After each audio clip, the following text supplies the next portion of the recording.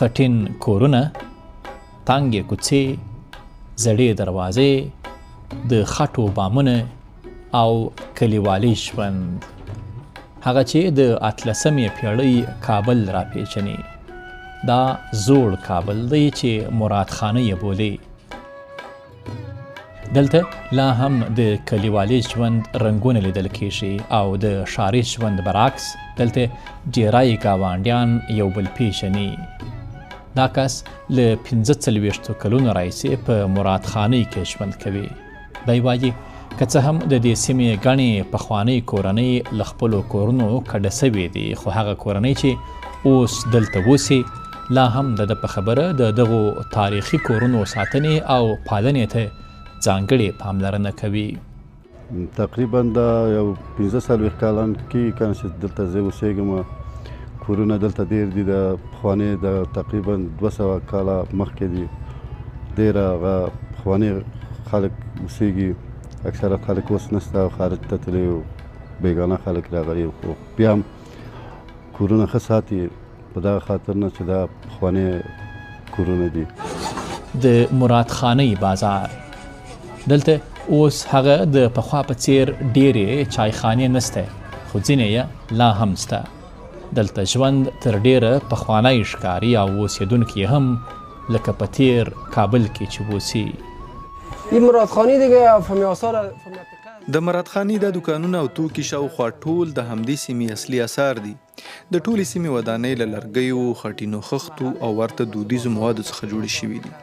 دلته د فرهنګي اثارو یو ځانګړی چاپیریال دی، نو دکانونه هم په همدې دودیز سبک جوړ شوي دي. زه شاوخوا 25 کاله کېږي چې په دې دکان کې کار کوم. دا دکان شاوخوا 55 کاله کېږي چې زما پلار سنبالوي. په تېرو 10 یا 8 کلونو کې ځینو مؤسساتو په دکان کې یو څه بدلونونه او ترمیمات کړي دي. دا دکان په اصل کې ډېر ساده و. وروسته د لرګیو او خامو خښتو په وسیله د پخواني او دودیز سبک له مخې جوړ او ترمیم کړ. زموږ دکان هم په همدې پخواني سیستم او سبک برابر کړ چې له دې فرهنګي او تاریخي چاپیریال سره ښه سمون ولري. زوړ کابل او یو زوړ کسب. دلته د زاړه کابل په کوڅو کې لا هم د پشکرۍ دودیز هنر ژوندی پاتې دی. هغه هنر چې له نسلونو راهیسې له یوه استاد څخه بل استاد او له پلاره زوی ته لېږدېدلی دی. د سندان پر سر د څټک هر ګزار د دې لرغوني کسب د تاریخ یوه برخه بیانوي. که څه هم وخت بدل سوی او د ژوند وسایل هم بدل سوي، خو دلته لا هم داسې کسان شته چې د خپلو پلرونو او نیکونو دا دودیز مسلک یې ژوندی ساتلی.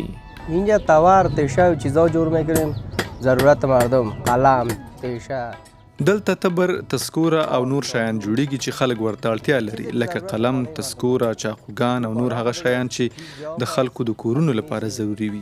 دا دکانونه هم ډیر زاړه او پخواني دي، ښایي 50 یا 60 کاله او یا تر دې هم زیات عمر ولري. دلته د اوبو لوښي جوړیږي، د مرادخانې چپلکې جوړیږي او ډیر نور شیان هم شته. د مرادخانې د موټرو ګوټکې او ډیر نور ورته وسایل هم جوړیږي. دلته ډیر پخواني او دودیز شیان جوړیږي. موټرها و یارا جور میکنن، چیزای قدیمی دیگه همینجا هست. الان مراد خانۍ یوازې د زاړه کابل یوه تاریخي سیمه نه ده، بلکې د دغه ښار د تیر ژوند، دودونو او کسبونو یوه ژوندۍ پاڼه ده.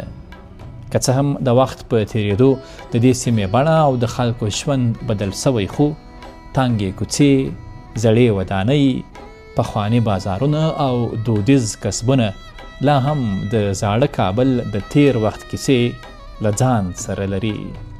خدای نور ناصر، دویچه ویلې، مراد خانۍ، کابل.